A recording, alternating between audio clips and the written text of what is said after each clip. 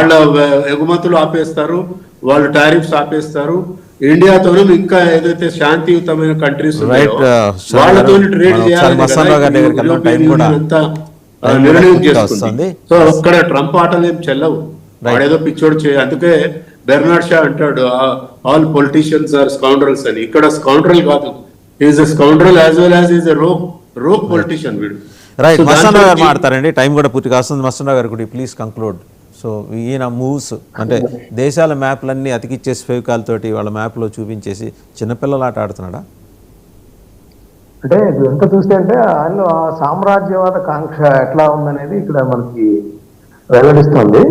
టోటల్గా ఐక్యరాజ్య సమితి ఉనికిని ఆయన ప్రశ్నిస్తున్నట్టుగా ఉందండి. యాక్చువల్గా ఐక్యరాజ్య సమితి సెక్యూరిటీ కౌన్సిల్లో చైనా, రష్యా, అదేవిధంగా యూకే, ఫ్రాన్స్, వీటిలో రష్యా మీద ఆల్రెడీ ఆయన టార్గెట్ చేశాడు. ఇప్పుడు ఫ్రాన్స్ మీద కూడా టార్గెట్ చేసిన పరిస్థితి కనిపిస్తా ఉంది.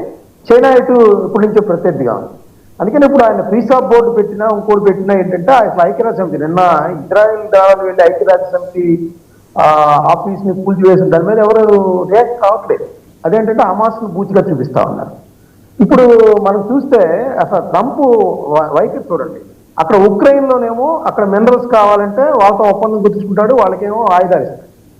వెనిజులా వాళ్ళు వాళ్ళ మాట్లాడలేదు, వాళ్ళ మీద ఇప్పుడు గతంలో సద్దాం హుస్సేన్ మీద ఎట్లాంటి ఆరోపణలు అయితే మోపాడో వాళ్ళు డ్రగ్స్ అనే దాని మీద ఇప్పుడు ఆయన మీద ఏమో అణ్వాయుధాలు, రసాయన ఆయుధాలు అనేది సద్దాం హుస్సేన్ మీద ఆ రోజు. ఈరోజు మదిరో మీద ఏంటి డ్రగ్స్ గమనించి అమెరికాలో సప్లై చేస్తున్నారని. ఇప్పుడు ఇంకోటి ఏంటి, గ్రీన్లాండ్ ఆయనకు ఒక కళ వచ్చింది. ఆ కళలో ఏంటంటే రష్యా, చైనాలు వచ్చేసి గ్రీన్లాండ్ ఆక్యుపై చేస్తాయి కాబట్టి ముందుగా నేను ఆక్యుపై చేసుకుంటాను. ఆయనకి ఏమేమి కళలు వస్తాయో రేపు ఇండియా మీద ఒక కళ వచ్చింది అనుకోండి, ఆ మునీర్ని పిలిపించి నాకు ఇండియా అమెరికా మీద దాడి చేయబోతున్న నాకు సమాచారం ఉంది కాబట్టి పాకిస్తాన్లో బాగా వేసాం అంటే.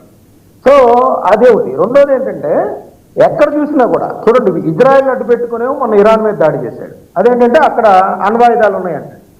అంటే అతను ఏంటంటే ఎక్కడైనా తన అమెరికాకున్న గుత్తాధిపత్యాన్ని కానీ సామ్రాజ్యవాద కాంక్షని కానీ వేరియస్ రీజన్స్, అక్కడ డ్రగ్స్ అంటాడు, ఇక్కడేమో అణ్వాయుధాలు అంటాడు, అక్కడేమో మా మాట అంటలేదు రష్యా అంటాడు, రష్యాని కంట్రోల్ చేయాలంటాడు. ఇప్పుడేమో ఫ్రాన్స్ అధ్యక్షుడు నేను పీస్ బోర్డులో ఉండనంటేనేమో వాళ్ళ మీద సుంకాలు వేస్తానంటాడు, వాళ్ళ మీద ట్యాక్స్ చేస్తానంటాడు. అంటే టోటల్గా మీరు ఎన్నట్టు ఇందాక 70 years 75 దాటిన తర్వాత ఇక చేదస్తం ఉంది అతనికి పిచ్చోడి చేతిలో రాయిలాగా ఎటుబడింది. ఆయనకి రాత్రి కలరా ఆయనకి ఎదురు పడకుండా ఉంటే బాగుండు, ఆయన ఆలోచనలో మన దేశం రాకుండా ఉంటే బాగుండు, మన పౌరులు కానీ మన ప్రెసిడెంట్ కానీ ఆయన నచ్చని వాళ్ళు వేరే దేశం ప్రెసిడెంట్ గా ఉన్నారనుకోండి, ఆయన చూడండి ఆయన మిక్రాను ఆయన ఒప్పుకోపోయేసరికి నెక్స్ట్ ఇయర్ లో పోతున్న వాడి గురించి ఏంటంటే ఈయన కూడా 3 ఏళ్ళలో పోతాడు కదా, ఈయన కూడా 3 ఏళ్ళలో పోతాడు.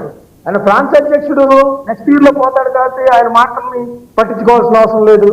అంటే అతని చేతిలో ఏంటంటే ఒక పిచ్చోడి చేతిలో ఒక అధికారం. మన ఇక్కడ మనకు నానుళ్ళు అనేకం ఉంటాయి, సామెతలు, పిచ్చోడి చేతిలో రాయలాగా.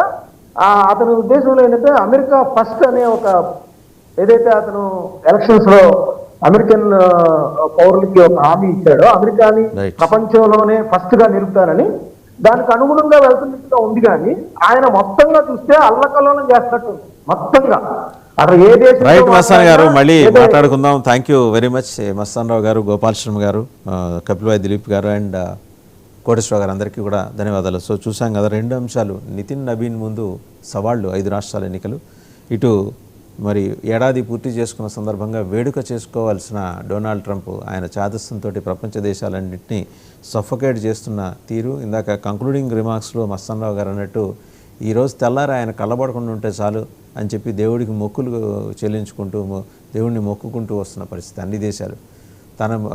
తమ మిత్రదేశంగా భావించిన అమెరికాని తమ మిత్రదేశంగా భావించిన నాటకు కూడా చుక్కలు చూపిస్తున్నాడు. సో డొనాల్డ్ ట్రంప్ గారి ఆటలు ఇంకో 3 ఏళ్ళు భరించాలా, లేకపోతే నవంబర్లో జరిగే మిడ్ టర్మ్ పోల్స్ తర్వాత రిపబ్లికన్స్కి ఏమన్నా ఎదురుదెబ్బ తగిలితే ఆయన